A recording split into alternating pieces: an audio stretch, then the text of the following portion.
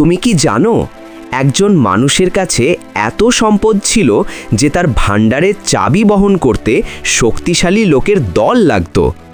কারুন ছিল কারুন।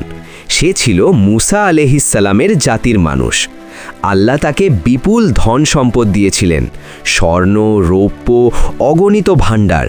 কিন্তু সে বলতো, এই সম্পদ আমি নিজের জ্ঞান ও পরিশ্রমে অর্জন করেছি। অহংকার তার হৃদয় ভরে ফেলল। মুমিনরা তাকে বলেছিল, অহংকার করো না, আল্লাহকে ভুলে যেও না, দান করো, ন্যায়ের পথে চলো। কিন্তু কারুন কারো কথা শোনেনি। সে জাঁকজমক নিয়ে রাস্তায় বের হতো, মানুষ তার ঐশ্বর্য দেখে মুগ্ধ হতো। একদিন হঠাৎ আল্লাহর আদেশে পৃথিবী তাকে এবং তার প্রাসাদকে গিলে ফেলল। না ছিল তার সম্পদ, না ছিল কোনো সাহায্যকারী। পরদিন মানুষ বলল, আল্লাহ যাকে চান রিজিক বাড়ান, যাকে চান কমান। অহংকারীর শেষ